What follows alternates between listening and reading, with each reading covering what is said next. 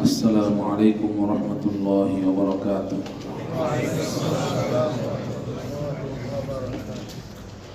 نحمده ونصلي على رسوله الكريم أما بعد فقد قال الله تبارك وتعالى وقل جاء الحق وزهق الباطل إن الباطل كان زهوقا. الحمد لله الحمد لله الحمد لله। বেশ কয়েক মাস যাবত ধারাবাহিকভাবে এখানে বিভিন্ন বিষয়ে মুহাজারা আপনাদেরকে পেশ করা হচ্ছে। তো আজকেও একটা গুরুত্বপূর্ণ মুহাজারা, সেটা হলো শিয়তের ব্যাপারে, শিয়া মতবাদ। এ বিষয়ে সংক্ষিপ্ত কিছু আলোচনা আমাদের দাওয়া বিভাগের সম্মানিত নেকদান, আমাদের স্নেহাস্পদ ছাত্র, বর্তমানে এই জামিয়ার সুযোগ্য শিক্ষক হযরতওয়ালা ইরফান জিয়া সাহেব হাফিজাহুল্লাহ তাআলা, উনি অনুরোধ করেছেন কিছু আলোচনা পেশ করার জন্য। গতকালই বলেছেন, তো আমি নিজের জন্য সৌভাগ্য মনে করি আমি এখানে এসেছি আপনাদের কাছ থেকে কিছু বরকত নেওয়ার জন্য। আপনাদের কাছে দেওয়া উদ্দেশ্য আপনাদের কাছ থেকে ফয়েজের বরকত নেওয়া। আসলে যিনি আলোচনা করেন উনি কিন্তু শ্রোতাবিন্দু থেকে উপকৃত হন। আমরা শিক্ষকতা করি, কিন্তু আমরা ছাত্রদের থেকে আমরা উপকৃত হই। শিক্ষকতার মাধ্যমে তাদের কাছ থেকে আমরা কি হই? উপকৃত হই। তাদের কারণে তো আমাদের কিতাব দেখা লাগে, মোতালা করা লাগে, কথা বলা লাগে, তার প্রশ্ন করলে উত্তর দেওয়া লাগে। তাই ফায়দা কিন্তু আমাদের বেশি হয়। এটা না যে বাস আমরা আলোচনা করলাম, আপনাদেরকে অনেক জ্ঞান দিয়ে দিলাম, এরকম না। আপনাদের কাছ থেকে আমাদের অনেক কিছু নেওয়ার আছে। আর সব থেকে বড় কথা হলো যে ইমানদার মানুষদের ইজতেমা, এটা একটা ইবাদত। একসাথে বসাটা এটা একটা ইবাদত। এতগুলো মানুষের এখানে একসাথে হওয়া, আলহামদুলিল্লাহ। তো দীর্ঘদিন যাবৎ মুহাজারা চলছে, বিভিন্ন বিষয়ে দেওয়া হয়েছে। আপনারাও আলহামদুলিল্লাহ আপনাদের ফায়দা তো অবশ্যই হয়েছে, কি বলেন? আপনাদের অনুভূতি যেগুলো আমরা পরে শুনবো ইনশাআল্লাহ, কোর্স যেদিন শেষ হবে ফায়দা তো অবশ্যই হবে। যাই হোক, আজকে যে বিষয়টা, এটা হলো শিয়া মতবাদের ব্যাপারে। আমাদের দেশে শিয়া মতবাদ এখনো অত ব্যাপক আকার ধারণ করেনি, যেটা আপনি মনে করেন পাকিস্তানে আছে, বিশেষ করে ইরান তো শিয়া রাষ্ট্রই। আর শুধু ইরান যে তা না, আরো অনেকগুলো রাষ্ট্র কিন্তু। ইরানের পরে মনে করেন বর্তমানে ইরাক, এরপরে ইয়েমেন, হ্যাঁ, সৌদি আরবের কিন্তু বেশ কিছু অঞ্চল শিয়া অধ্যুষিত, প্রচুর শিয়া বাস করে। তারপরে সিরিয়া তো যে আগে ছিল বাশার আল আসাদ, সে তো মারাত্মক শিয়া ছিল, মানে আলাউই শিয়া। শিয়াদের মধ্যে আবার অনেক প্রকার আছে। আলাউই শিয়া মানে যারা এই বিশ্বাস রাখে যে উলুহিয়ত, মানে ইলাহ হওয়া, খোদা হওয়াটা আলী রাদিয়াল্লাহু আনহুর মধ্যে কি প্রবেশ করছে, মানে আলী রাদিয়াল্লাহু আনহুকে তারা খোদা মনে করে। এটা বলে আলাউই শিয়া। ওই সম্প্রদায়ের লোক হলো এই বাশার। তার বাবা ছিল হাফেজ আল আসাদ, অনেক বড়, আল্লাহ মাফ করুক, জলেম ছিল। অনেক ওলামা কেরামকে শহীদ করেছে, হাজার হাজার ওলামা কেরামকে জেলে ঢুকিয়েছিল। তার জুলুমের কারণে আমাদের ওস্তাদের ওস্তাদ শাইখ আব্দুল ফাত্তাহ আবু বুদ্দা আল হালাবি, হালাব এটাই সিরিয়ার একটা বিখ্যাত এলাকা, তাকে আলেপ্পো বলে। উনি সেখান থেকে হিজরত করে চলে যেতে বাধ্য হয়েছে। বর্তমানে অনেক বড় মুহাদ্দিস হযরতওয়ালা মোহাম্মদ আওয়ামা হাফিজাহুল্লাহ তাআলা, উনিও কিন্তু মূলত সিরিয়ার লোক। উনিও হিজরত করে চলে গেছেন, এখন তুরস্কে আছে। আরো অনেক বড় বড় আলেম ওলামা হিজরত করতে বাধ্য হয়েছে। এছাড়া আর বেশ কিছু রাষ্ট্র আছে যারা শিয়া অধ্যুষিত। বাহরাইনও বহু শিয়া আছে। এই জন্য শিয়াদের ব্যাপারে জানা দরকার আছে, বাতিল ফেরকা হিসাবে। আর আমাদের দেশে একদম নাই তা কিন্তু বলা যায় না। এদেশে একদম নাই এরকম না, যেহেতু কি বলে ইরানের সাথে আমাদের সম্পর্ক আছে। আর আমাদের অনেকে ইরানে যান, ওলামা কেরামের মধ্যে অনেকে যান, সেখানে কেরাত প্রতিযোগিতা হয়, তাফসির প্রতিযোগিতা হয়। আবার ইরানের লোকজন এখানে আসে, অনেক সময় প্রধানমন্ত্রী এসেছেন, এর আগে রাফসানজানি সফর করেছেন। তো সম্পর্ক আছে। আর সব থেকে বড় কথা হলো যেটা, মানে আসল কথা বলার জন্য, যে আজকের এই মুহাজারার প্রেক্ষাপটে একটা কিতাব, এই কিতাবের এলান ইস্তেহাসবাদ মামলা ইরফান জিয়া সাহেব করেছেন। এই কিতাবটা আমার হাতে আছে। এই কিতাবটা, এটা আপনারা আজকে আলোচনা করে সংগ্রহ করবেন ইনশাল্লাহ, পর্যাপ্ত কবি রাখা আছে। আমি সংক্ষিপ্তভাবে আপনাদেরকে এখান থেকে বলবো। এটার প্রেক্ষাপটটা আপনাদেরকে বলি। এটা হলো 1425 হিজরির কথা, এখন 1447, আজ থেকে 22 বছর আগের কথা। তো তখন আমরা ওই টিন ছেড়েছিলাম। তো ওই সময় আমাদের এই বছর শেষে দাওরায়ে হাদিসের ফারিকিন ছাত্ররা একটা স্মরণিকা বের করত। তো ওটার নাম ছিল পয়গামে সুন্নত। এই নাম একটা স্মরণিকা বের হতো বছর শেষে, ফারিকিনদের নাম দেওয়া থাকতো আর এখানে আসাতে কেরাম লেখা দিতেন। তো ওরা আমাকে খুব ধরল যে হুজুর আপনার একটা লেখা থাকতে হবে, আপনি যে কোনো একটা লেখা দেন। তো কি লেখা যায়, কি বিষয় লিখবো চিন্তা করলাম। তো পরে সিদ্ধান্ত নিলাম যে কোনো একটা বাতিল ফেরকা সম্বন্ধে কিছু লিখি। তো বাতিল ফেরকার মধ্যে আলহামদুলিল্লাহ অন্যান্য যেসব ফেরকাগুলো আছে, কাদিয়ানি ফেরকা, আর কাদিয়ানি মতবাদ, এত ফেরকা বলাই যায় না, এত কাফের। তারপরে শিয়া রেজবি মতবাদ, এরপরে জামাত ইসলামী মদুদি মতবাদ এবং আরো অন্যান্য যেগুলো আছে, ওই বিষয়ে দেখলাম মোটামুটি আমাদের দেশে কিতাব আছে, একদম নাই তা না, যদিও যতটুকু দরকার অতটুকু নাই, তারপরে যতটুকু আছে চলে। কিন্তু এই বিষয়টা, এই সম্বন্ধে দেখলাম যে মানে প্রয়োজনের তুলনায় বাংলা ভাষার কিতাব অনেক কম, অথচ অনেকেই জানতে চায়। জানতে চাওয়ার একটা বড় কারণ হলো যে 1979 সালে খোমেনির নেতৃত্বে ইরানে কি হয়েছিল, বিপ্লব, যেটাকে তারা প্রচার করে খালেজ ইসলামী বিপ্লব নামে। এবং ওই প্রচারের কারণে বর্তমানে তো বুঝেন প্রচারে প্রসার, ওদের ওই প্রচারে প্রভাবিত হয়ে আমাদের দেশের শিক্ষিত দিনদার শ্রেণী তারা যথেষ্ট প্রভাবিত। বিশেষ করে একটি চিহ্নিত ইসলামী দল, তারা ইসলামী দল দাবি করে, তারা কিন্তু তাদের দ্বারা যথেষ্ট প্রভাবিত এবং তাদেরকে অনেক রোল মডেল মনে করে যে ওই স্টাইলে একটা বিপ্লব করা দরকার বাংলাদেশেও। এবং বহু মানুষ প্রভাবিত হওয়ার কারণ আছে। তারা বিভিন্ন সময় বিভিন্ন বক্তৃতা দেয়, বিবৃতি দেয়, বাহ্যিকভাবে মনে হয় যে অনেক বড় মুসলমান। আবার তাদের মেয়েরা বোরকা পরে, যদিও মুখ খোলা থাকে, বোরকা পরে, ইত্যাদি ইত্যাদি বিভিন্ন কারণে তাদের প্রতি একটা দুর্বলতা আমাদের সব দেশের অনেকের আছে। তো এই পরিস্থিতিতে আমি যখন ছাত্ররা দরখাস্ত করলো, আমি আমার উস্তাদজি হযরত মাওলানা আব্দুল মালিক সাহেব হাফিজাহুল্লাহ, খতিবে বাইতুল মুকাররম, হযরতের কাছে মশওয়ারা করলো, হযরত কি করা যায়, আমি একটা ছাত্ররা এখন বলতেছে কি বিষয়ে লেখলে ভালো হয়। তুমি শিয়া বিষয়ে লেখো, অসুবিধা নেই। বললেন তাহলে আমাকে কিছু সহযোগিতা করতে হবে, কোন কোন কিতাব থেকে লিখবো একটু বললে ভালো হবে। হুজুর কয়েকটা কিতাবের নাম বলেছিলেন, তার মধ্যে একটা কিতাব এখানে আছে, ইরানি ইনকিলাব, হাতের এই কিতাবটা। এটা আমি দাওয়া বিভাগে পড়াই, আমাদের ছাত্রদেরকে এটা পড়ানো হয়। মাওলানা মনজুর নোমানী সাহেব রহমতুল্লাহ, আপনারা শুনেছেন হয়তো, মাওলানা মনজুর নোমানী সাহেব অনেক বড় বুজুর্গ ছিলেন, অনেক বড় লেখক ছিলেন, কয়েক বছর আগে ইন্তেকাল করেছেন। তো ওনার লেখা এই কিতাবটা, এটা খুবই সুন্দর একটা কিতাব এই বিষয়ের উপরে। এছাড়া আর কয়েকটা কিতাবের নাম হযরত বলেছিলেন, সেগুলো আমি সংগ্রহ করেছিলাম। ওগুলো কিতাব মোতালা করে মোটামুটি দেখলাম যে প্রায় 500-600 পৃষ্ঠা মোতালা করা হয়ে গেছে আলহামদুলিল্লাহ। সেখান থেকে সংক্ষেপ করে এই কিতাবটাকে আমি লিখি। লেখার পরে এই কিতাবটা, এই লেখাটা ওই সময় স্মরণিকা ছাপা হয়েছিল, পয়গামে সুন্নাত।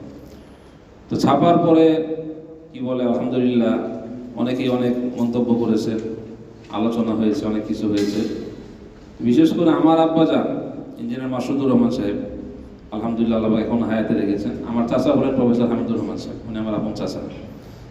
আমার চাচার ওনারা 3 ভাই, আমার আব্বা সবার ছোট। তো আব্বা বললেন যে শিয়াদের ব্যাপারে তুমি যে কথাগুলো লিখেছো এটা আমি জানতামই না।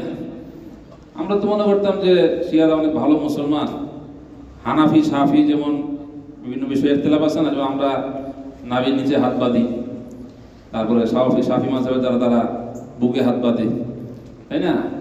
তারপরে আমরা আমিন আসতে বলি, ওনারা আমিন কি বলেন, জোরে বলেন। আমরা কেরাত ফলফল ইমাম করি না, ইমাম সাহেবের পিছনে সূরা ফাতিহা পড়ি না, ওনারা পড়েন। এইরকম টুকটাক কিছু মাসলায় ওনাদের সাথে আমার মত পার্থক্য আছে। আব্বার মধ্যে একজন শিক্ষিত মানুষ, প্রফেসর হামিদুর রহমান সাহেবের আপন ছোট ভাই, এবং ওনার কাছ থেকে উনি এত পেয়েছেন, এমন একটা শিক্ষিত মানুষ, টিএসএল এর টিম লিডার, যার অধীনে 600 লোক কাজ করে, উনি কিনা বলতেছেন যে এই বিষয়ে তো আমি কিছুই জানতাম না, যে শিয়াদের এই অবস্থা, যে কাফের, এটা জানাই ছিল না। তখন বুঝতে পারলাম যে এই সমস্যার মধ্যে অনেকেই লিপ্ত, অনেকেই আক্রান্ত, যে ইংরেজি শিক্ষিত দিনদার শ্রেণী, তাদের আসলে এই বিষয়ে জানা নাই, এই বিষয়টা আরো ব্যাপক হওয়া দরকার। তো এই কারণে তখন এটা ছোট ছিল, এটাকে পরবর্তীকালে একের পর এক এডিশন হয়েছে এবং আমাদের উস্তাদজি এবং আমার শায়েখ হযরতওয়ালা মুফতি সাহেব হুজুর হাফিজাহুল্লাহ তাআলাকে কিতাবটা দেখানো হয়। হুজুর একদম শুরু থেকে শেষ পর্যন্ত 2007 সালে হজর সফরের কিতাবটা দেখে দেন। হুজুর সম্পাদনা করে দিয়েছেন, যা যা ভুল ত্রুটি ছিল ঠিকঠাক করে দিয়েছেন। এরপরে আবার আমাদের আরেকজন উস্তাদজি হযরতওয়ালা মুফতি মিজানুর রহমান কাসেমি সাহেব দামাত বারাকাতুহু, তিনি বিশিষ্ট লেখক এবং আমাদের এই মাদ্রাসার প্রবীণ মুহাদ্দিস, উনিও কিতাবটা দেখে দিয়েছেন। এই দুইজন বড় আলেম, দুইজন বুজুর্গ, ওনাদেরকে দেখানোর পরে এবং উস্তাদজি আব্দুল মালিক সাহেব হুজুরের মশওয়ারার মাধ্যমে এই কিতাবটাকে লেখা হয়। তো আলহামদুলিল্লাহ, এটা বলার উদ্দেশ্য হলো যে এই বিষয়ে আরও কাজ হওয়া দরকার। আমার এখানে যেটা লিখেছি এটা সংক্ষেপ, আরও বিস্তারিত লেখার দরকার আছে। তো শিয়াদের ব্যাপারে আমি আপনাদের সামনে মোট চুম্বক কথাগুলি বলবো। লম্বা আলোচনার তো সময় নাই, খোলাসা বলবো, সংক্ষেপে বলবো। প্রথম কথা হলো যে শিয়া শব্দের অর্থ কি, শিয়া মানে কি? শিয়াতুন একটা আরবি শব্দ, কোরআন শরীফের মধ্যে শব্দটা আছে। কোরআন কারীমের মধ্যে শব্দটা ভালো অর্থও আছে, খারাপ অর্থও আছে। যেমন সূরা মারিয়ামের মধ্যে আছে, সুম্মা লানানজিআন্না মিন কুল্লি শিয়াতিন আইয়ুহুম আশাদ্দু আলার রহমানি ইতিয়া। আল্লাহ তাআলা বলেন যে প্রত্যেক দল থেকে, শিয়া মানে হলো দল, গ্রুপ, তো প্রত্যেক দল থেকে আল্লাহ পাক রব্বুল আলামিনের কে অবাধ্য, কে আল্লাহর হুকুম মানে না, আমি তাদেরকে অবশ্যই কি করে দেব? পৃথক করে দেব। পৃথক করে এদেরকে আমি জাহান্নামে নিক্ষেপ করব। তো এখানে আল্লাহ পাক রব্বুল আলামিন শিয়া শব্দ ব্যবহার করেছে, এটা খারাপ অর্থ, খারাপ দল। আবার এই ভালো অর্থেও ব্যবহৃত হয়েছে। 23 পারা সূরা সফাতে আছে, ওয়া ইন্না মিন শিয়াতিহি লা ইব্রাহিম, নিশ্চয় আইম্মায়ে কেরামের দলের একজন লোক হলেন কে? ইব্রাহিম আলাইহিস সালাতু ওয়াস সালাম, খলিলুল্লাহ। উনি আম্বিয়া কেরামের দলের একজন লোক, মানে আম্বিয়া কেরামের যে সিলসিলা, ওনাদের যে কি বলে মোবারক কাফেলা, ওই কাফেলার একজন মহান ব্যক্তিত্বকে হযরত ইব্রাহিম খলিলুল্লাহ আলাইহিস সালাতু ওয়াস সালাম। তো বোঝা যায় এই শব্দটা ভালো খারাপ উভয় অর্থে আসে। এটা হলো শিয়া শব্দের শাব্দিক অর্থ। বাকি থাকলো এখন বর্তমানে পরিভাষা এখন আমরা তার শিয়া বলতে বোঝাই হলো শিয়ানে আলী, মানে যারা নিজেদেরকে আলী রাদিয়াল্লাহু আনহু কি মনে করে? অনুসারী, আলী রাদিয়াল্লাহু আনহু ফলোয়ার, আলী রাদিয়াল্লাহু আনহু ভক্ত, এটা যারা দাবি করে এদেরকে সংক্ষেপে কি বলে? শিয়া বলে। সারা পৃথিবীতে এখন যে বলা হয় শিয়া, শুনেন না? শিয়া, এই শিয়া মানে হলো যারা নিজেদেরকে আলী রাদিয়াল্লাহু আনহুর খুব তার জন্য একেবারে নিবেদিত প্রাণ দাবি করে, এদেরকে বলা হয় শিয়া। তো এদের সূচনা বা উদ্ভবটা কিভাবে হলো এটা একটু সংক্ষেপে আপনাদের বলি, এটা জানা দরকার। সেটা হলো যে ইয়েমেনের একজন পণ্ডিত ছিল, ইহুদি পণ্ডিত, তার নাম হলো আব্দুল্লাহ ইবনে সাবা। কি নাম? আব্দুল্লাহ ইবনে সাবা। সে ইয়েমেন, আরবের দক্ষিণে অবস্থিত, ইতিহাস বিস্তৃত নগরী ইয়েমেন। এই ইয়েমেনের বসবাস করতো সে মূলত ছিল ইহুদি, সে পণ্ডিত, ইহুদি ভাষায় পণ্ডিত ছিল, ইহুদি শাস্ত্রে। তো সে যখন দেখলো ইসলামের এই অগ্রযাত্রা, নবীজি সাল্লাল্লাহু আলাইহি ওয়াসাল্লামের জমানাতে বলতে গেলে পুরা আরবই ইসলামের সুশীতল ছায়াতলে আশ্রয় গ্রহণ করলো। মক্কা বিজয়ের পরে তো একেবারে স্রোতের মতো লোকজন আসা শুরু করলো। এরপর নবীজি আল্লাহর কাছে চলে গেলেন। এবার আবু বকর সিদ্দিক রাদিয়াল্লাহু আনহু খলিফা হলেন, যদিও মাত্র 2.5 বছর তিনি খলিফা ছিলেন, খেলাফতের সময় ছিল মাত্র 2.5 বছর, ইন্তেকাল করেছেন। এই অল্প সময়ের মধ্যে আল্লাহ পাক তাআলা যেই কাজ নিয়েছেন, আল্লাহু আকবার, বলতে গেলে পুরা সিরিয়া, এই সিরিয়া অঞ্চলটা তো হযরতের জমানাতেই খালিদ ইবনে ওলীদ রাদিয়াল্লাহু আনহুর নেতৃত্বে পুরোটা জয় হয়েছে। খালিদ রাদিয়াল্লাহু আনহু বলতে উনার একার হাতে সিরিয়ার অধিকাংশ এলাকা জয়, এই খালিদ ইবনে ওলীদ রাদিয়াল্লাহু আনহু মাত্র 2 বছরের মধ্যে। এছাড়া ইরানের বিশাল এলাকা, আরো অনেক এলাকা ইসলামী সাম্রাজ্যের অন্তর্ভুক্ত হয় আবু বকর সিদ্দিক রাদিয়াল্লাহু আনহু। হযরতের ইন্তেকাল হয়ে গেল 13 হিজরিতে। তারপরে ওমরে ফারুক রাদিয়াল্লাহু আনহু খলিফা হলেন। তো ওমরে ফারুক রাদিয়াল্লাহু আনহু খলিফা হওয়ার পরে ইসলামী সাম্রাজ্যের পরিধি আরো কি হলো? আরো বিস্তৃত হলো। বাড়তে বাড়তে এমন হলো যে বলতে গেলে পুরা পৃথিবীর অর্ধেক সাম্রাজ্য মুসলমানদের অন্তর্ভুক্ত হয়ে গেছে। তো এই সব অবস্থা দেখে এরা সহ্য হয় না। ইহুদি তো কোরআনে কারিমে আল্লাহ বলেই দিয়েছেন, লাতাজিদান্না আশাদ্দান নাসি আদাওয়াতাল লিল্লাযিনা আমানুল ইয়াহুদা ওয়াল্লাযিনা আশরাকু।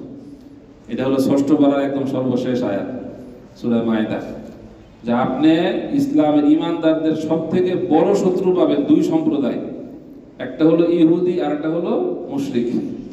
এই মুশরিক বুঝেন তো, মানে হিন্দু, তারা আল্লাহর সঙ্গে শিরিক করে হিন্দু। এই ইহুদি আর মুশরিক এদের রক্তের মধ্যে ইসলামের প্রতি বিদ্বেষ। এরা মুসলমানদের কখনোই বরদাস্ত করতে পারে, দুই চোখে দেখতে পারে। তো যেহেতু সে ইহুদি, কার কথা বলছি? আব্দুল্লাহ ইবনে সাবা, হ্যাঁ নামটা মনে রাখবেন। যেহেতু সে ইহুদি ছিল, ইসলামের এই অগ্রযাত্রা এটা সে কোনোভাবে বরদাস্ত করতে পারছে না। এই জন্য সে চিন্তা করে একটা কাজ করা যায়। কি করা যায়? যে সে চিন্তা করলো আমি মদিনা মুনাওয়ারা যাব এবং আমি ইসলাম গ্রহণ করব।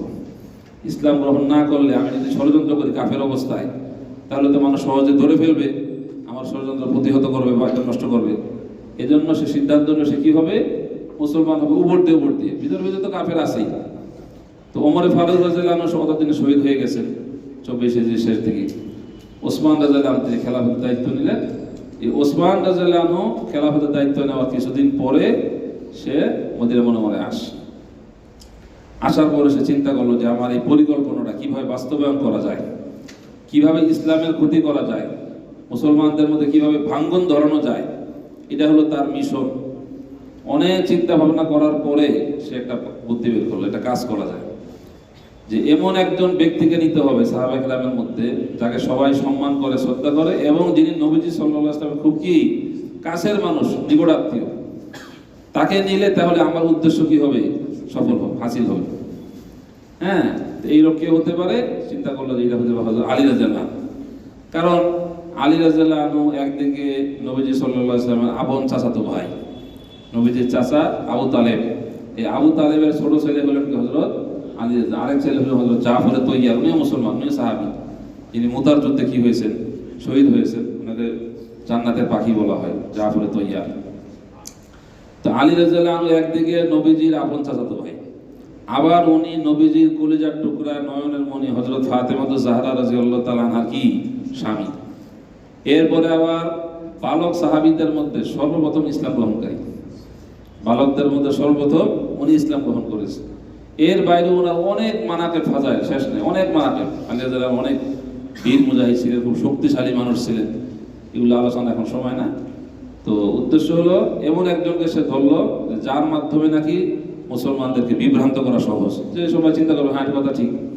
তো সে যে কথাটা বুঝালো যে আসলে নবীজি সাল্লাল্লাহু আলাইহি ওয়াসাল্লামের ইন্তেকালের পরে খেলাফতের সব থেকে বেশি যোগ্য লোক কে ছিলেন? আলী রাদিয়াল্লাহু আনহু ছিলেন। উনি হলেন খেলাফতের সব থেকে যোগ্য লোক। শুধু তাই না, নবীজি নাকি ওসিয়ত করে গেছেন যে আমার পরে খলিফা কে হবে? আলী হবে। কিন্তু এই আবু বকর, ওমর, ওসমান এরা তিনজন মুনাফিক, এরা চক্রান্ত করে ষড়যন্ত্র করে আলী রাদিয়াল্লাহু আনহু খেলাফত থেকে কি করেছে? বঞ্চিত করেছে। নাউজুবিল্লাহি মিন যালিক। এই কথাটা সে যেভাবেই হোক সহজ সরল কিছু মুসলমান, হ্যাঁ, এদেরকে সে বোঝাতে সক্ষম হয়েছে। এইভাবে তো চলতে দেওয়া যায় না, আলী রাদিয়াল্লাহু আনহুকে বঞ্চিত করা হয়েছে, কাজে যেভাবেই হোক এটার একটা ব্যবস্থা নেওয়া দরকার। আসলে এই আব্দুল্লাহ বিন সাবার যে অবস্থাটা, এটা হলো এই যে খ্রিস্টবাদ যে নষ্ট হয়েছে কার দ্বারা? সেন্ট পলস, তাই না? এই সেন্ট পল সে কিন্তু মূলত কি ইহুদি।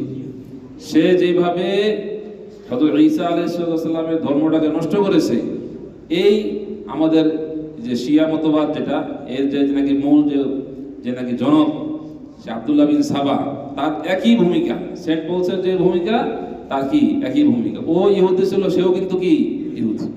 দুজনের ভূমিকা একেবারে একদম সেম।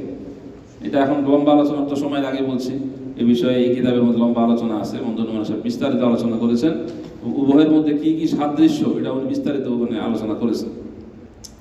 তো এইভাবে সে ওসমান রাদিয়াল্লাহু আনহুর জমানায় সে চিন্তা করলো যে এটা মদিনা মুনাওয়ারাতে আমি এটা কাজটা শুরু করি। কিন্তু হাজার হোক, যেহেতু নবীজি সাল্লাল্লাহু আলাইহি ওয়াসাল্লাম বলেছেন আল খেলাফাতু বাদি সালাসুনা সানা, আমার পরে ইসলামী খেলাফত মানে খেলাফত আলা মিনহাজিন নবুওয়া থাকবে কত বছর? 30 বছর। আর মদিনা যেহেতু দারুল হিজরা, এখানে নবীজি হিজরত করে এসেছেন এবং এই মদিনার মাটিতে নবীজি কি করতেছেন? আরাম করতেছেন। এটা একটা আলাদা বরকত আছে। এই জন্য অনেক চেষ্টা করেও সে হালে পানি পায়নি, ওটা সুবিধা করতে পারে নাই। যেহেতু সাহাবা কেরাম তখন হায়াতে আছেন, বেশিরভাগ সাহাবা কেরাম আছেন, তাবেঈন আছেন। এরপরে সে সিরিয়াতে যায়, সেখানে গিয়েও সুবিধা করতে পারে না। তাদেরকে বলে, সবাই বলে এসব কি কথা বলো, উল্টাপাল্টা কথা বলো তুমি। সিরিয়াতে গিয়েও সুবিধা হলো না। বসরায় গেল, ইরাকের বিখ্যাত বসরা গিয়েও সুবিধা হয় না।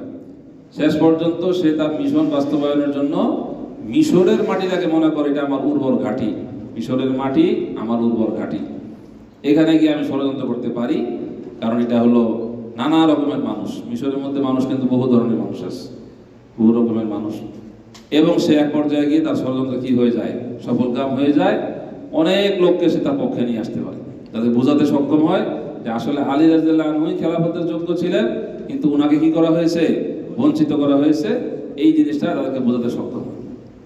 ফলশ্রুতিতে মিশর থেকে লোকজন নিয়ে এবং আরো বিভিন্ন এলাকা থেকে লোকজন নিয়ে সে মদিনা মুনাওয়ারায় গোপনে প্রবেশ করে এবং ওসমান রাদিয়াল্লাহু আনহুকে এরাই কি করে, হত্যা করে, শহীদ করে।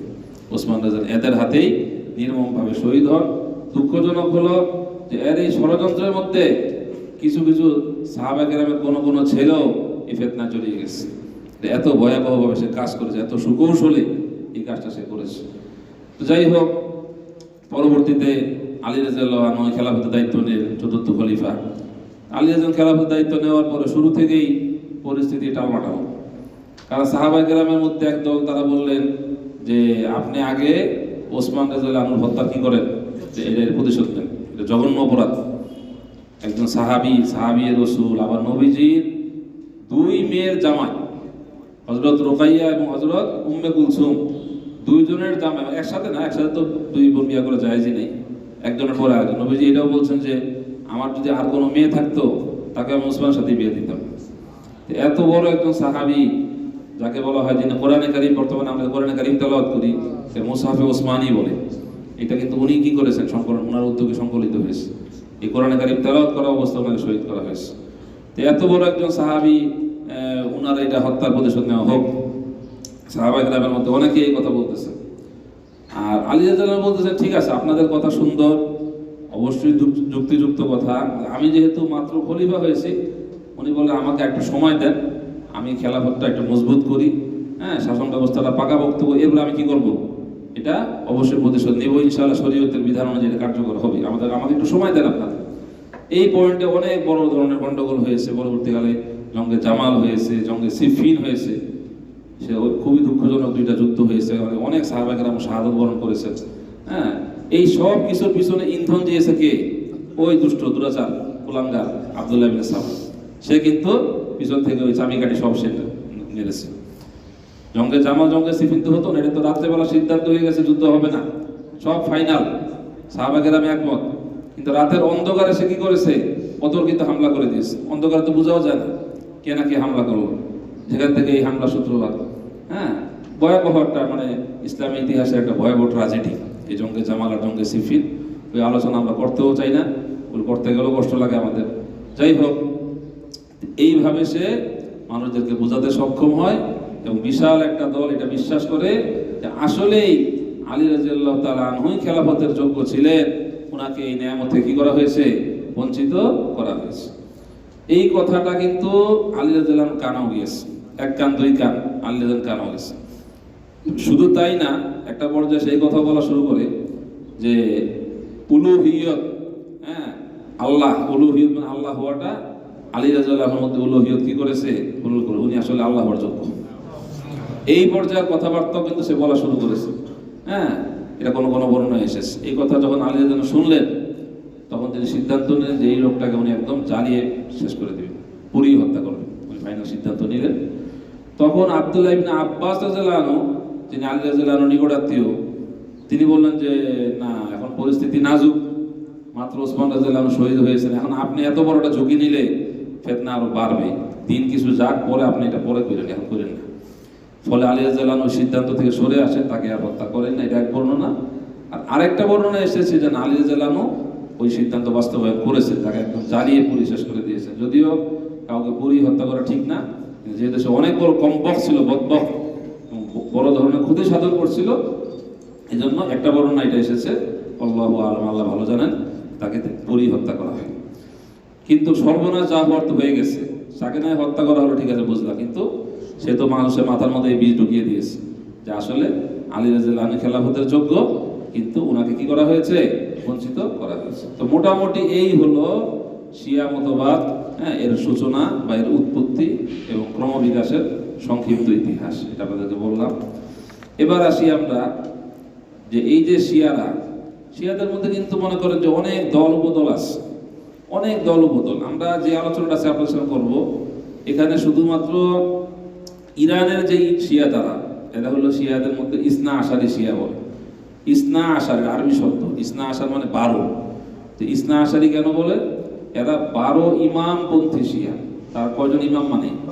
12 জন ইমাম মানে। এইগুলো হলো যে একটা ওদের শয়তানি, এটা সম্পূর্ণ একটা মানে মতলব, হ্যাঁ মতলবী কথা এগুলো। আসলে বাস্তবিক পক্ষে ওনারা শিয়াদের কোনো কিন্তু কি না ইমাম না, বুঝলেন না, নিজেরাই দাবি করে। হ্যাঁ, যেমন তারা ইমাম মানে কাকে? 1 নম্বরে হযরত আলী রাদিয়াল্লাহু আনহু, তারপরে ওনার ছেলে হাসান, ওনার ছেলে হুসাইন, ওনার ছেলে জয়নুল আবেদিন, ওনার ছেলে জাফর, ওনার ছেলে বাকের, ওনার ছেলে মুসা কাজেম। হ্যাঁ, এইভাবে ওই বংশ আহলে বাইত, নবীজি সাল্লাল্লাহু আলাইহি ওয়াসাল্লামের যে খানদান পরিবার, ইনাদের মধ্যে যারা 12 জনকে কি করে? ইমাম দাবি করে, যে ওনার ইমাম। যেহেতু এই 12 জনই থেকে তার ইমাম মানে, এই জন্য তাদেরকে কি বলে? ইসনা আশারি শিয়া, মানে 12 ইমামপন্থী শিয়া।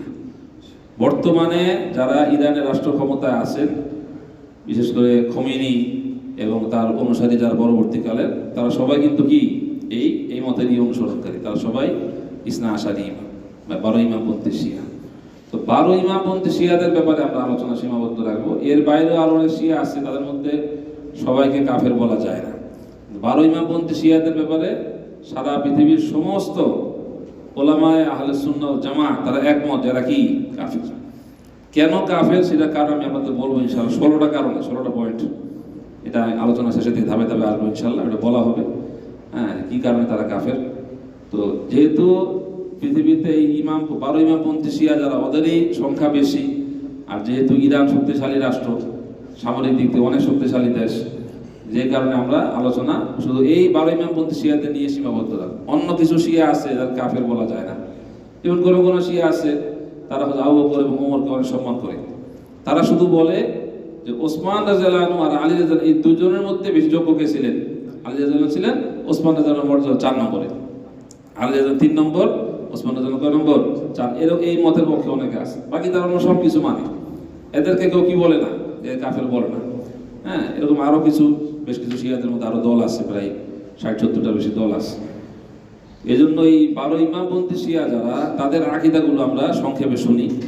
1 নম্বর হলো আকীদায়ে ইমামত।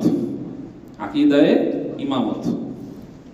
আমরা যেমন তাওহীদ, রিসালাত, আখিরাত, এই 3টা বিষয়কে আমরা যেরকম গুরুত্ব দিয়ে থাকি, যে আল্লাহ তাআলা এক, হ্যাঁ, নবীজি সাল্লাল্লাহু আলাইহি ওয়াসাল্লাম আল্লাহ পাকের পক্ষ থেকে সত্য রাসূল, আখিরাত সত্য, কিয়ামত সত্য, জান্নাত সত্য, জাহান্নাম সত্য, ফুলসিরাত সত্য, কবরের আযাব সত্য, হায়াত আর কি বলে আবার পুনরুত্থান হবে সত্য। এগুলো আমরা বিশ্বাস করি কি করি না? কি বলে? এগুলো সব ইমানিয়াত না, ইমানিয়াত, আকায়েদ, ইমানের বিষয়। ওরা এই ইমামতটাকে এই তাওহীদ, রিসালাত, আখিরাতের থেকেও বেশি কি দেয়? গুরুত্ব দেয়। ওদের কাছে এই আকীদাটা এত গুরুত্বপূর্ণ, বরং বলতে গেলে ওদের যত আকীদা, তার মধ্যে সব থেকে ইম্পর্টেন্ট বা গুরুত্বপূর্ণ আকীদা কোনটা? এই আকীদা ইমামত। এটার উপরই পুরা শিয়া মতবাদের মানে একেবারে পিলার। যেমন আমাদের এই মসজিদে যেমন 2টা পিলারের উপর দাঁড়িয়ে আছে না, এই শিয়া মতবাদের বলতে গেলে প্রধান পিলার হলো কোনটা? আকীদায়ে ইমামত। হ্যাঁ, তো ইমামদের ব্যাপারে ওরা তো আসলে দাবি করে ওনারা আমাদের ইমাম, আলী রাদিয়াল্লাহু আনহু শিয়াদের ইমাম, হ্যাঁ, হোসেন রাদিয়াল্লাহু আনহু শিয়াদের ইমাম। এটা হাস্যকর। হ্যাঁ, নিজের মতলব হাসিলের জন্য ওনাদের কি বানিয়েছে? ইমাম বানিয়েছে। যেমন মনে করেন যে বর্তমানে আমাদের সমাজের কিছু লোক যারা নাকি দাবি করে তারা সলফি, হ্যাঁ, আহলে হাদিস দাবি করে, সলফি দাবি করে। তারা বলে যে ইবনে তাইমিয়া নাকি কি ছিল? সলফি ছিল। বুঝলেন না? ইবনে তাইমিয়াকে ওরা দলে আনতে পারলে তো বিরাট সুবিধা। ইবনে তাইমিয়া তো অনেক বড় মানুষ, হ্যাঁ, ওই জমানার কি বলে মুজাদ্দিদ ছিলেন। তারপরে অনেক কিতাব রচনা করেছেন, তার কোনো কিতাব আছে 30 খণ্ডেরও বেশি। বহুত বড় মুজাহিদ ছিলেন, আল্লাহ পাক তার দ্বারা অনেক কাজ নিয়েছেন। এরকম একটা মানুষকে যদি ওই দলে নেওয়া যায়, খারাপ কি? বুঝলেন নাই? অথচ ইবনে তাইমিয়ার ব্যাপারে পরিষ্কার, আমার কথা না, আমার উস্তাদজি আব্দুল মালিক সাহেব হুজুর, যাকে বর্তমানে উপমহাদেশে উলুমুল হাদিসের জীবন্ত কিংবদন্তি আখ্যায়িত করা হয়, উনি নিজে বলেছেন যে ইবনে তাইমিয়া হাম্বলি মাযহাবের অনুসারী ছিলেন। উনি মাযহাব মানতেন। হ্যাঁ, ওনার নিজস্ব কিছু কি ছিল? ইজতিহাদ ছিল, যেটার সাথে হয়তো সমসাময়িক ওলামায়ে কেরাম একমত না। এটা বড় আলেমদের থাকি, বড় আলেমদের কিছু ব্যক্তিগত কিছু তাফাররুদাত, হ্যাঁ, বিচ্ছিন্ন কিছু মত থাকতেই পারে। এই কারণে ওনাকে কি বলে আহলে হাদিস দাবি করা, সলফি দাবি করা, এটা হাস্যকর দাবি ছাড়া কিছু না। এই শিয়াদের অবস্থা হয়েছে এরকমই। এরা এনাদেরকে দাবি করে যে এরা নাকি শিয়াদের ইমাম, নাউজুবিল্লাহ মিন যালিক। তো যাই হোক, তো দুই একটা আকীদা আপনারা শুনেন যে শিয়ারা ইমামতের ব্যাপারে কি বলে। তো ওরা আবু জাফর শিয়াদের একজন ইমাম, তার দিকে নিসবত করে বলে, তিনি নাকি বলেছেন যে ইসলামের খুঁটি হলো 5টা জিনিসের উপরে, নামাজ, রোজা, যাকাত, হজ আর হলো ইমামত।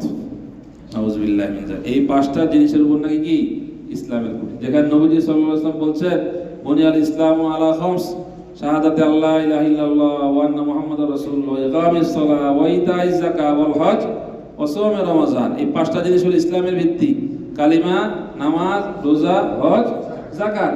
আর তারা বলছে কি 5টা জিনিসের ভিত্তি ঠিক আছে, কালিমাটাকে বাদ দিয়ে ওখানে তারা কি লাগিয়েছে, ইমামত। নাউজুবিল্লাহ। এই কথা তারা বলে। ওদের বিখ্যাত কিতাব আছে উসুলে কাফি, ওই কিতাবের 368 নম্বর পৃষ্ঠায় এই কথা তারা উল্লেখ করেছে। এবং এই কিতাবেরই 160 পৃষ্ঠা এসেছে যে ইন্নাল আইমাতা আলাইহিস সালাম ইয়ালামুনা মা কানা মা ইয়াকুন ওয়া আন্নাহু লা ইয়াফা আলাইহিম শাই। যে ইমাম, আমাদের যারা ইমাম, তারা পিছনে কি হয়েছে ওটাও জানে, ভবিষ্যতে কি হবে সেটাও জানে। নাউজুবিল্লাহ। এবং কোনো কিছু তাদের উপরে অস্পষ্ট নয়, তারা সব কিছু জানেন। আচ্ছা বলেন তো, ঠিক আছে পিছনে কি হয়েছে আমরা জানলাম, ইতিহাস থেকে আমরা শুনলাম, আমাদের পরবর্তীতে কি হবে, ভবিষ্যতে কি হবে, এটা আল্লাহ তাআলা ছাড়া কেউ জানেন? আজ থেকে 1 ঘন্টা পরে কি হবে, ভূমিকম্প হবে কি হবে আমরা বলতে পারি? কি হয়, দুনিয়া কোন দিকে যায় না যায়, আধা ঘন্টা পরে কি হয়, 20 মিনিট পরে কি হয়, কেউ বলতে পারে না, তাই না? একমাত্র আল্লাহ সুবহানাহু ওয়া তাআলা, উনি সবকিছু জানেন। সবকিছু খবর আল্লাহ পাকের আছে। কুল্লা ইয়ালামু মান ফিস সামাওয়াতি ওয়াল আরদি গায়বা ইল্লাল্লাহ। আল্লাহ ছাড়া আসমান জমিনে গায়েবের ইলম আর কারো নাই। অথচ তারা বলছে ইমামরা নাকি অতীতের বিষয়েও জানেন, ভবিষ্যতের বিষয়েও জানেন, সব কিছু নাকি তারা জানে। এই কথাটা তাদের এই কিতাবের মধ্যে আছে, উসুলে কাফি কিতাবের 160 নম্বর পৃষ্ঠা। শিয়াদের একজন বিখ্যাত মুস্তাহিদ, তথাকথিত মুস্তাহিদ বাকির মজলিসি, তার লেখা ফার্সি কিতাব আছে হায়াতুল কুলুব। সেখানে লিখেছে ইমামত আজ রুতবায়ে পয়গম্বরিস্ত, মানে ইমামের স্থান নবুয়ত ও রিসালাতের নাই। নাউজুবিল্লাহ। নবীর যেই মাকাম, ইমামেরও কি সেই মাকাম আছে? এই আপনারাই বলেন, একজন ইমামের মর্যাদা যদি নবীর সমান হয়, তাহলে কি আর খতমে নবুয়ত বলতে কিছু থাকে? বলেন তো, খতমে নবুয়ত, যে নবীজি সাল্লাল্লাহু আলাইহি ওয়াসাল্লাম সর্বশেষ নবী, তার মাধ্যমে আল্লাহ সুবহানাহু ওয়া তাআলা কিয়ামত পর্যন্ত নবুয়তের সিলসিলা কি করে দিয়েছেন, বন্ধ করে দিয়েছেন। এখন ওরা বলতেছে একজন ইমামের মর্যাদা কার সমান? নবীদের সমান। তো এখানে অন্য কোনো বর্ণনা আসছে 24, এটা আরো বর্ণনা, আমি তো আলোচনায় সংক্ষেপ করা হচ্ছে। কোনো বর্ণনা এটাও বলেছে যে ইমামদের মর্যাদা নবীদের থেকেও বেশি। বরং আপনারা শুনে তাজ্জব হবেন, এই কিতাবের মধ্যে যেটা বললাম মজনুমানে শহীদ, এখানেও তারা বলেছে, রেফারেন্সও আছে যে ইমামদের মর্যাদা আল্লাহ সুবহানাহু ওয়া তাআলা থেকেও বেশি। এইরকম কথাবার্তা, এত জঘন্য আকীদা তারা পোষণ করে।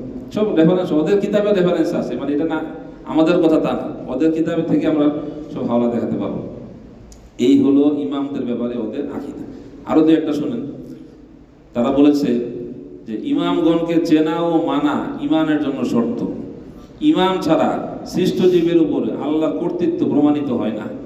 বিশ্ব ইমামগণ ছাড়া বিদ্যমান থাকতে পারে না। ইমামগণ আল্লাহ পাকের জাতি নূর। ইমামগণ নবী রাসূলের মতো মাসুম ও নিষ্পাপ। ইমামগণের মর্যাদা রাসূল সাল্লাল্লাহু আলাইহি ওয়াসাল্লামের সমান এবং অপর সকল নবীর উপরে। ইমামগণ জ্ঞানের উৎস, নবুয়তের বৃক্ষ এবং ফেরেশতাদের অবতরণ স্থল। প্রতি শুক্রবার রাতে ইমামদের মেরাজ হয়। ইমামগণ জানেন কখন তারা মারা যাবেন এবং কখন তাদের মৃত্যু হবে, তাদের ইচ্ছাধীন। নাউজুবিল্লাহ মিন যালিক। এই সমস্ত আলোচনাগুলো তার লেখা কিতাব, বাকের মজলিসের লেখা কিতাব, ফার্সি কিতাব হায়াতুল কুলুবের মধ্যে আছে। এই সমস্ত আকীদার কেউ রাখে, এদের কি হুকুম হবে বলে? এই সমস্ত আকীদার কেউ পোষণ করে, এর জন্য তো অনেক বড় মুফতিও দরকার নাই। এটা আপনারাই বুঝতেছেন, যারা এই সমস্ত আকীদা পোষণ করে এদের ব্যাপারে কি হুকুম হতে পারে। এবং এই যে আকীদাগুলো যে বলা হলো, এই প্রত্যেকটা আকীদা কিন্তু কে পোষণ করে? খোমেনি সাহেব ওই আকীদা পোষণ করে। যিনি দাবি করেন যে 1979 সালের বিপ্লব এটা নাকি খালেস ইসলামী বিপ্লব। উনি বলে লা শিয়া ওয়ালা সুন্নিয়া, বাল হিয়া ইসলাম। এটা হলো নাকি শিয়া সুন্নি কোনো বিপ্লব না, এটা ইসলাম বিপ্লব। এটা বললে মানুষকে গিলাতে সহজ। শিয়া বিপ্লব বললে তো মানুষ মনে করবে না, সুন্নিরা তো মানবে না। এই জন্য উনি এটা প্রচার করেছে ব্যাপক আকারে যে এটা হলো কি ইসলামী বিপ্লব, ঠিক আছে, এটা উনি ব্যাপকভাবে প্রচার করে। এখনো ওনার অনুসারী যারা আছে, আর যারা বর্তমানে ইরানের ক্ষমতা, তারা তো সবাই তারই কি সাগরেদ না, ওনাদের শিষ্য, তো তারাই তো এখন ইরানের রাষ্ট্র পরিচালনা করে। আচ্ছা, এই জন্য আপনারা এটা বুঝতে পারলেন যে ইমামতের ব্যাপারে ওদের আকিদা রাখি। এবার আসি 2 নম্বর যে আকিদারা শিয়াদের জঘন্য আকিদা, এটা হলো তাহরিফে কোরআন, মানে কোরআন বিকৃতি। শিয়াদের বিশ্বাস এটাই যে বর্তমানে যে কোরআন এটা কি না, অরিজিনাল কোরআন না। অরিজিনাল কোরআন ওইটাই যেটা নাকি হযরত জিবরীল আলাইহিস সালাতু ওয়াস সালাম রাসূলুল্লাহ সাল্লাল্লাহু আলাইহি ওয়াসাল্লাম নিয়ে এসেছিলেন, এবং সেটা আরো অনেক বড় ছিল, বর্তমান কোরআনের থেকে প্রায় 3 গুণ ছিল, প্রায় 20,000-এর মতো আয়াত ছিল। কিন্তু আবু বকর, ওমর এরা ষড়যন্ত্র করে ওই সমস্ত আয়াতগুলো কি দিয়ে দিয়েছে, বাদ দিয়ে দিয়েছে, যে কারণে কোরআন এখন কাটছাট হয়ে এখন মাত্র আয়াতের সংখ্যা 6,000 কিছু বেশি। নাউযুবিল্লাহি মিন যালিক, মানে 3 ভাগের 2 ভাগই নাকি তারা কি দিয়ে দিয়েছে, বাদ দিয়ে দিয়েছে। কিন্তু এখন যদি মজার বিষয় হলো, ওদেরকে যদি আপনি জিজ্ঞাসা করেন যে তোমরা নাকি কোরআনকে এই আসল কোরআন মানো না, বলে না না, কে বলছে, আমরা মানি, তো আমরা মানি। এটা কিন্তু মুখে কি করবে না, স্বীকার করবে। এটা হলো ওদের একটা ভিন্ন আরেকটা আকীদা আছে, নাম তাকিয়া। এটা কি বলে, তাকিয়া। তাকিয়া মানে মুখের, দিলের ভিতরে একটা, মুখে কি আরেকটা, এটাকে বলা হয় তাকিয়া। এটা শিয়াদের একটা গুরুত্বপূর্ণ জিনিস, ভিতরে একটা, মুখে একটা, অন্তরে আরেকটা। হ্যাঁ, নতুবা ওদের সব কিতাবের মধ্যে স্পষ্ট আছে, খমেনী সাহেবের কিতাবের মধ্যেও স্পষ্ট আছে যে ওনারা এই কোরআনকে আসল কোরআন মনে করেন না, তারা এটাই মনে করেন যে এটা মুহাররাফ, তাহরিফ হয়ে গেছে, এর মধ্যে কি হয়েছে, বিকৃতি হয়েছে। আর এই বিকৃতি করেছে কে, 2 দুরাচার পাপিষ্ঠ আবু বকর, ওমর, নাউযুবিল্লাহি মিন যালিক। তারাই নবীজি সাল্লাল্লাহু আলাইহি ওয়াসাল্লামের উপরে আধিপত্য বিস্তার করে এই কাজগুলো তারা করেছে। এই ব্যাপারে হ্যাঁ, শিয়াদের 2-1টা বর্ণনা আপনাদের শোনাই। কোরআনে কারীমের মধ্যে নাকি এরকম আয়াত ছিল, ওয়া ইউতিউল্লাহ ওয়া রাসূলহু ফি বেলায়াতি আলাইহিন ওয়াল আইম্মাতি মিন বাদি ফাকাদ ফাযা ফাওজান আযীমা। আসলে আয়াতটা হলো ওয়া ইউতিউল্লাহ ওয়া রাসূলহু ফাকাদ ফাযা ফাওজান আযীমা। এটা সূরা আহজাবের শেষের দিকের একটা আয়াত। এর অর্থ হলো যে আল্লাহ এবং তার রাসূলের আনুগত্য করলো, সে সফল কাম হয়ে গেল। সবাই স্বাভাবিক আমরা জানি আমাদের সফলতা তো আল্লাহ রাসূলের আনুগত্যের মধ্যেই নিহিত। ওরা কি বলে যে আয়াতটা নাকি এরকম ছিল যে আল্লাহ এবং আল্লাহ রাসূল আনুগত্য করলো ফি বেলায়াতি আলাইহিন ওয়াল আইম্মাতি মিন বাদি, আলী রাদিয়াল্লাহু আনহুকে ওলি মানা, খলিফা মানা, এবং তার পরবর্তী যারা তাদেরকে ইমাম মানার ব্যাপারে যে আল্লাহ এবং আল্লাহ রাসূল আনুগত্য করবে, সে কামিয়াব হয়ে যাবে।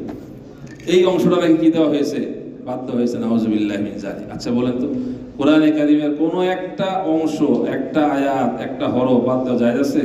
এটা বাদ দিলে তার ঈমান থাকে? তারা বলতেছে এটা নাকি দিয়ে দেওয়া হয়েছে, বাদ দেওয়া হয়েছে। এরকম ভাবে আরো বেশ কিছু আয়াতের ব্যাপারে, আসলে তো অনেক লম্বা আলোচনার বিষয়, অনেকগুলো আয়াতের ব্যাপারে। হ্যাঁ, সূরা তাহার 155 নম্বর আয়াত, সূরা বাকারার 23-59, সূরা সূরার 23 নম্বর আয়াত, সূরা মাআরিজ, সূরা নিসা, সূরা বনী ইসরাঈল, সূরা কাহাফ, এই সমস্ত সূরার অসংখ্য আয়াতের মধ্যে নাকি বিকৃতি সাধন করা হয়েছে। নাউযুবিল্লাহি মিন যালিক। আচ্ছা, শিয়ারা বলে যে ইন্নাল কোরআন আল্লাযী জাআ বিহি জিবরিল আলাইহিস সালাম ইলা মুহাম্মদ 17,000 আয়াত, যেটা আগে বললাম, যে কোরআন হযরত জিবরিল আলাইহিস সালাম মুহাম্মদ সাল্লাল্লাহু আলাইহি ওয়াসাল্লাম নিয়ে এসেছেন আল্লাহর পক্ষ থেকে, তাতে 17,000 আয়াত ছিল। এটা এই কথাটা ওদের উসুলে কাফি, শিয়াদের বিখ্যাত কিতাব, এই কিতাবের 671 নম্বর পৃষ্ঠায় আছে। 17,000, অথচ আমরা বর্তমানে যে কত আয়াত বলেন, 6,236। এটা কিন্তু সহিহ।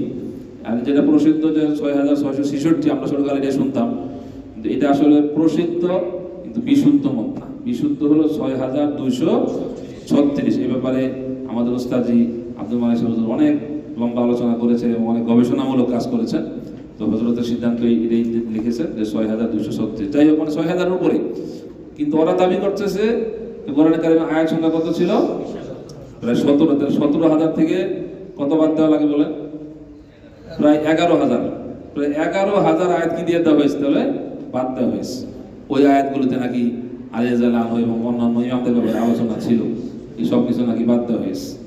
চিন্তা করছেন? এই উসুলে কাফির ভাষ্যকার আল্লামা কাজবিনী, তথাকথিত আল্লামা মুরাদ ইনাসকে বেসিয়ারে আযা কোরআন সাকেত সুদা দর মাসাহিবে মশহুরা নিস, ফার্সি ভাষায় লিখেছেন। এর অর্থ হলো যে কোরআনের অধিকাংশই ফেলে দেওয়া হয়েছে, গায়েব করে দেওয়া হয়েছে। বর্তমানে কোরআনের প্রসিদ্ধ নুসখা সমূহের মধ্যে বা কবির মধ্যে সেটা পাওয়া যায় না। কারণ সেটা আবু বকর, ওমর আর ওসমান এই ত্রিমুখী ষড়যন্ত্রের কারণে সেটা কি হয়ে গেছে, বাদ হয়ে গেছে। নাউজুবিল্লাহ।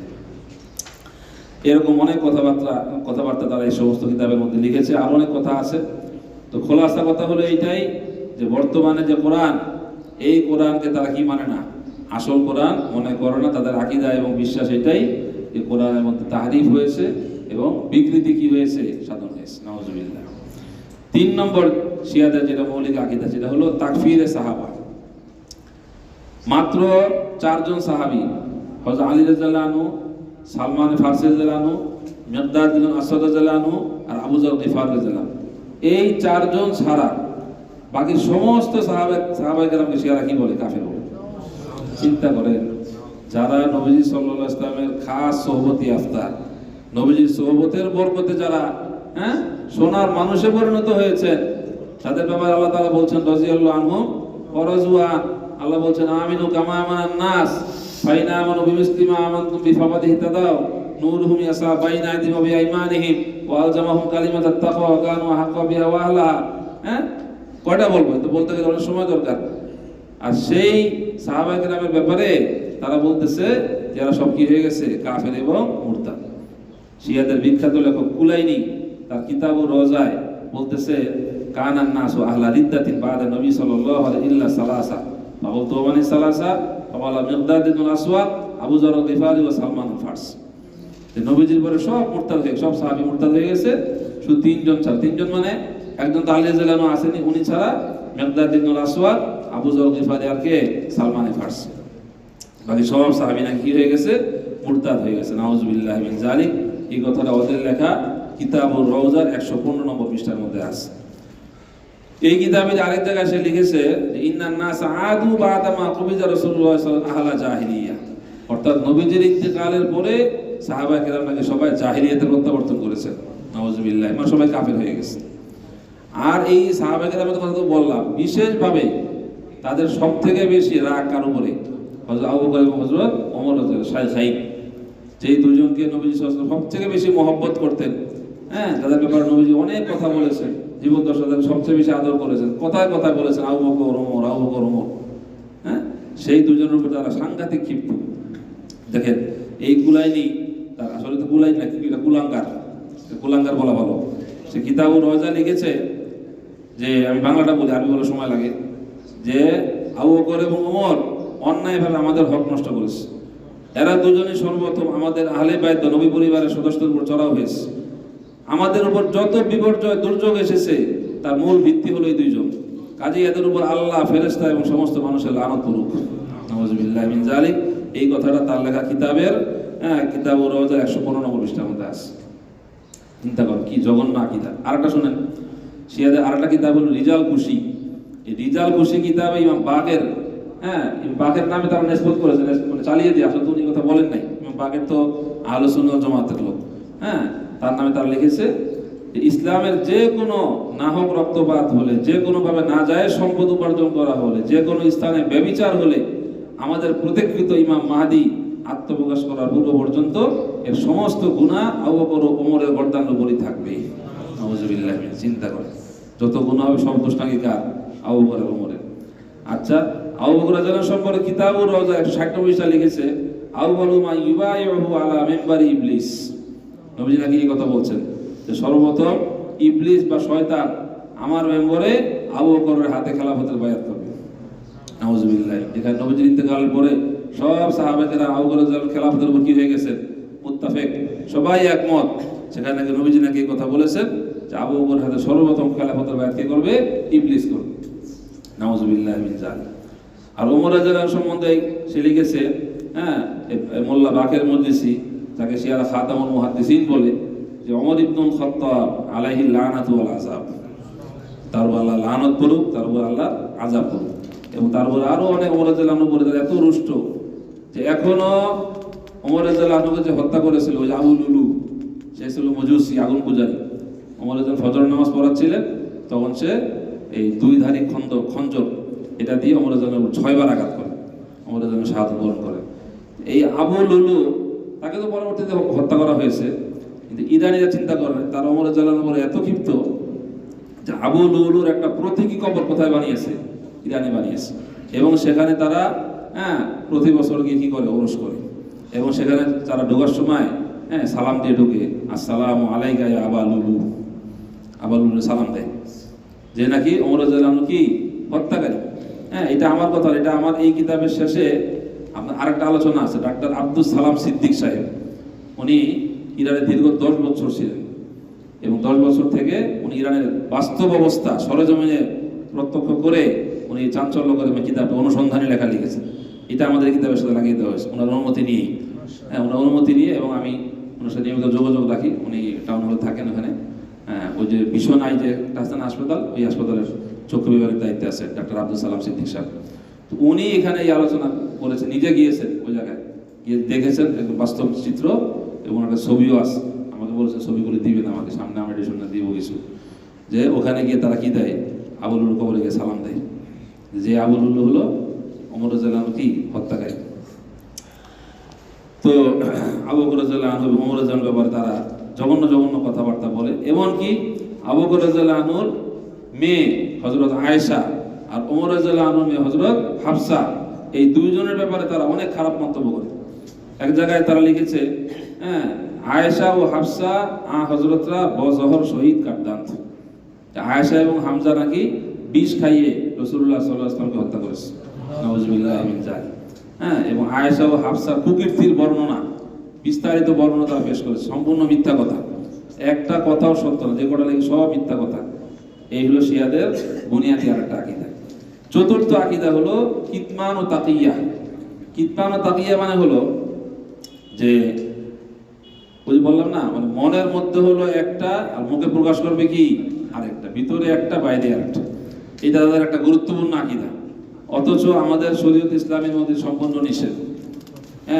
আমাদের শরীয়ত ইসলামের বক্তব্য হলো যে বাস যেটা সত্য কথা সেটাই বলতে হবে, ভিতরে একটা থাকবে আর বাইরে আর একটা প্রকাশ করবো, এটা তো কখনো হতেই পারে না। কোরআন কারীমের বহু জায়গায় এটা নিন্দাবাদ করা হয়েছে, হাদিসে পাকের মধ্যে ইরশাদ হয়েছে এই জাতীয় কাজ যারা করে তারা মুনাফিক। কিন্তু এটা শিয়াদের একটা গুরুত্বপূর্ণ বিষয়, কিন্তু তারা কিতমান এবং তাকিয়া বহু জায়গায় তারা এই কাজটা করে, উপরে প্রকাশ করে একটা, ভিতরে ভিতরে হলো কি আরেকটা। এরকম ভাবে শিয়াদের আরেকটা আকীদা পঞ্চম, সেটা হলো আকীদায়ে রজাত। এটার খোলাসা হলো ওদের বিশ্বাস যে আখিরি জমানায় ওদের 12তম ইমাম, যাকে তার ইমাম মাহাদি বলে দাবি করে, ইনি নাকি বর্তমানে কোন একটা গুহার মধ্যে লুকায়িত আছেন কত প্রায় 1200 বছর যাবত। ওনার বয়স যখন লুকিয়েছেন তখন তার বয়স ছিল 5 বছর। উনি নাকি অনেক কিছু নিয়ে, অরিজিনাল কোরআন নিয়ে, মুসা ইসলামের লাঠি, আদম ইসলামের জুব্বা, এই সমস্ত দাউদ ইসলামের আংটি, এই সব নিয়ে নাকি এমন একটা গুহায় তিনি লুকিয়েছে যেটা আল্লাহ মাহবুব ছাড়া কেউ জানে না। ওটার নাম হলো গারে সুররামান রোয়া। সুররামান রোয়া মানে যে মানুষের চক্ষুর আড়ালে, ওই গুহার মধ্যে উনি লুকায়িত আছেন। উনি নাকি শিয়াদের 12তম ইমাম, উনি ইমাম মাহাদি, উনি শেষ জমানে আবার কি আসবেন, ফিরে আসবেন। এটাকে বলা হয় আকীদায়ে রজাত। রজাত মানে হলো রজা, ইয়ার যে আরবি শব্দ রজাত মানে লোট না, অবেসানা, ফিরে আসে। এটা ওদের একটা গুরুত্বপূর্ণ আকীদা। এবং শুধু তাই না, তাদের বিশ্বাস হলো যে উনি শেষ জমানায় আসবেন এবং এসে কি করবেন, যত মুনাফেক আছে কাফের, মানে আবু বকর, ওমর, ওসমান, আয়েশা, হাফসা এবং আরো যারা যারা মুনাফেক, সবাইকে কবর থেকে উঠিয়ে কি দিবেন, শাস্তি দিবেন। নাউযুবিল্লাহ। এটা ওদের একটা গুরুত্বপূর্ণ আকীদা। এটাকে বলা হয় আকীদায়ে রাজাত। একটা খালি বর্ণনা শোনাই। শিয়াদের প্রাচীন উর্দু গ্রন্থ তোহফাতুল আওয়ামের মধ্যে লিখেছে, ईमान लाना रजात पर भी वाजिब है, यानी जब इमाम महदी ज़ुहूर खुरूज फरमाएंगे उस वक्त मोमिन खास और काफिर मुनाफिक मखसूस जिंदा होंगे और हर एक अपनी दाद व इंसाफ को पहुँचेगा और ज़ालिम सज़ा व ताज़ीर पावेगा। आशा करी मोटामुटी बुझते पेरेছেন, মানে সবাইকে শাস্তি দেওয়া হবে। ষষ্ঠ আকীদা শিয়াদের, সেটা হলো আকীদায়ে মুতা। আকীদায়ে মুতা হলো ইসলামের শুরু জমানায় সাময়িকভাবে কিছু সময়ের জন্য মুতার অনুমতি দেওয়া হয়েছিল। মুতা মানে কোনো নারীর সাথে সাময়িকভাবে চুক্তিবদ্ধ হওয়া, যে তার সাথে সে যৌন মিলন করতে পারে, এটাকে বলা হয় কি মুতা। বিশেষ প্রয়োজনে এটা সাময়িকভাবে অনুমতি দেওয়া হয়েছিল। পরবর্তীকালে খাইবর যুদ্ধের সময় নবীজি সাল্লাল্লাহু আলাইহি ওয়াসাল্লাম একদম পুরোপুরিভাবে এটা কি করে দিয়েছেন, নিষিদ্ধ করে দিয়েছেন। এই মর্মে বর্ণনা খোদ আলী রাদিয়াল্লাহু আনহু থেকে আসে। আলী রাদিয়াল্লাহু আনহু বলেছেন, সহিহ বুখারীর বর্ণনা 3য় খণ্ডে 70 পৃষ্ঠায় আছে, ইন্না রাসূলুল্লাহ সাল্লাল্লাহু আলাইহি ওয়াসাল্লাম নাহা আন মুতাআতিন নিসা ইয়াওমা খাইবার, নবীজি সাল্লাল্লাহু আলাইহি ওয়াসাল্লাম খাইবার যুদ্ধের দিনে মহিলাদের সাথে মুতা করতে সম্পূর্ণ কি করে দিয়েছেন, নিষেধ করে দিয়েছেন। কিন্তু ওই আগে কিছু অনুমতি ছিল সাময়িকভাবে, বিশেষ কিছু একমতের কারণে ওটাকে ওরা ধরে রাখে এবং এটাকে ওরা মানে এমন সোয়াবের কাজ মনে করে যেটা শুনলে শয়তানও লা হাওলা করতে পালায়, শয়তানও শরম পায়। মানে এখন এখানে এই মজলিসে এটা বলা কতটুকু মনে আছে আল্লাহ আপনারা দেখে নিন, কিতাবটা সংগ্রহ করে এটা দেখে নিন যে কি সব কথা এখানে লিখেছে এই মুতার ফজিলতে। মানে সোজা কথা এতটুকু যে এই মুতার সাথে ব্যভিচারের কোনো কি নাই, পার্থক্য। জেনা ব্যভিচার যে জিনিস, মুতা কি একই, তার চেয়েও জঘন্য, এর চেয়েও খারাপ। হ্যাঁ, অথচ বর্তমানে ইরানে কিন্তু কি চলছে, মুতা চলছে, পুরা দমে চলছে। বিশেষ করে ওই যে সমস্ত তাদের ইমাম বলে, তারা আসলে তো মিথ্যা কথা।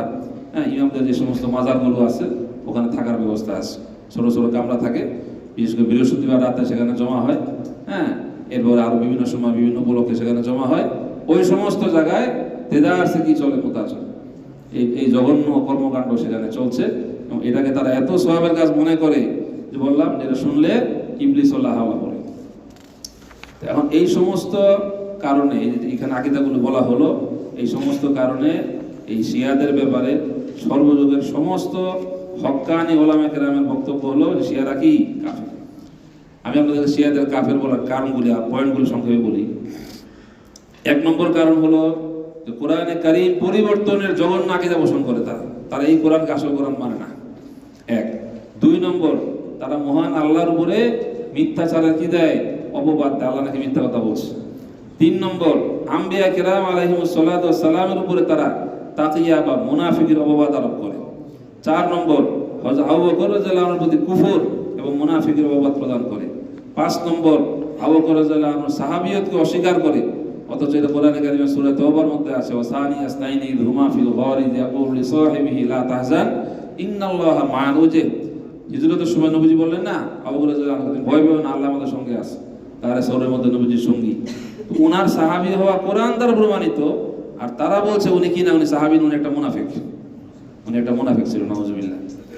আচ্ছা, এরপরে আবু বকর রাদিয়াল্লাহু আনহু খেলাফতকে অস্বীকার, ওমর রাদিয়াল্লাহু আনহু প্রতি কুফর ও মুনাফিকের ডাহা মিথ্যা অভিযোগ, ওমর রাদিয়াল্লাহু আনহু সাহাবিয়তকে অস্বীকার, ওসমান রাদিয়াল্লাহু আনহু কুফর ও নিফাকের ভয়ঙ্কর মিথ্যা তহমত, ওসমান রাদিয়াল্লাহু আনহু সাহাবিয়তকে অস্বীকার, তার খেলাফত অস্বীকার, চারজন ব্যতীত সমস্ত সাহাবায়ে কেরামকে কাফের এবং মুরতাদ মনে করা এবং তাদের ইমামগণকে নিষ্পাপ, আলিমুল গায়েব, সর্বময় ক্ষমতা বা কর্তৃত্বের একচ্ছত্র অধিকারী মনে করা, খতমে নবুয়তকে অস্বীকার, উম্মুল মুমিনিন হযরত আয়েশা রাদিয়াল্লাহু আনহার উপর ব্যভিচারের জঘন্য অপবাদ। তারা বলে আজ আয়েশা রাদিয়াল্লাহু আনহা নাকি ব্যভিচার করছে। এমনকি খোমেনি পর্যন্ত লিখেছে কাশফুল আসরারের মধ্যে যে যদি আমরা কোনোদিন সৌদি আরব দখল করতে পারি তাহলে কবর থেকে আয়েশার লাশ উঠিয়ে তার উপরে ব্যভিচারের হদ কার্যকর করবো। নাউজুবিল্লাহ, কি লোমহর্ষক বর্ণনা, খোমেনি কিতাবে আছে, কবর থেকে নাকি তার লাশ ওঠে, এটা অরিজিনাল। আমরাও বলি ইনশাআল্লাহ, আল্লাহ পাক তৌফিক দান, কোনদিন আমরা ইরান দখল করতে পারি, এই কবর থেকে খোমেনির লাশ উঠিয়ে তার উপরে মিথ্যাবাদের হদ আমরা কার্যকর করবো ইনশাআল্লাহ। যে মিথ্যা কথা বলেছে, হ্যাঁ, এই হত্যা গজব, এটা আমরা কার্যকর করবো ইনশাআল্লাহ খোমেনির লাশের উপরে, যদি আমরা কোন ইরান দখল করতে পারি ইনশাআল্লাহ। এরপরে হ্যাঁ, শিয়াদের যে কালিমা, এই কালিমা কিন্তু আমাদের কালিমার সাথে কোনো মিল নেই। আমরা যে কালিমা বলি লা ইলাহা ইল্লাল্লাহু মুহাম্মাদুর রাসূলুল্লাহ সাল্লাল্লাহু আলাইহি, ওরা কি বলে জানেন? ওদের কালিমা হলো লা ইলাহা ইল্লাল্লাহ মুহাম্মাদুর রাসূলুল্লাহ আলিয়ুন ওয়ালিউল্লাহ ওয়া ওয়াসিয়্যু রাসূলিল্লাহ ওয়া খলিফাতুল্লাহি বিলা ফসল। এই হলো শিয়াদের কালিমা। আমাদের কালিমার সাথে কালিমারই কোনো কি নাই, মিল নেই। হ্যাঁ, তো এই কালিমাই তো বিশ্বাস করে না, তা কিভাবে তার মুসলমান থাকতে পারে বলেন? এই সমস্ত কারণে হ্যাঁ, সর্বযুগের সমস্ত হক্কানি ওলামা কেরাম, সেই ইবনে তাইমিয়া থেকে শুরু করি, ইবনে তাইমিয়া রহমতুল্লাহ আলাই, কামাল ইবনুল হুমাম, বড়পীর আব্দুল কাদের জিলানী, আল্লামা ইবনে আবেদিন শামী, ফতোয়া আলমগিরি, মুজাদ্দিদ আল-ফিসানি, আল্লামা ইবনে হাজম জহিরি, শাহ আব্দুল আজিজ মুহাদ্দিস দেহলভী, তারপরে দারুল দেওবন্দের ওলামা কেরাম, পাকিস্তানের ওলামা কেরাম, আমাদের শায়েখ হযরত মুফতি সাহেব হুজুর হাফিজাহুল্লাহ তাআলা এবং সারা দুনিয়ার সমস্ত হক্কানি ওলামা কেরাম এ বিষয়ে একমত যে এই ইরানের 12 ইমামপন্থী শিয়ারা অবশ্যই কি কাফের, কাফের, কাফের। जो না মানে ও भी কাফের, যেগুলো না মানে সেও কাফের হয়ে যাবে। যেমন কাদিয়ানীদের ব্যাপারে বিশ্বাস রাখতে হবে, তারা অবশ্যই কি কাফের।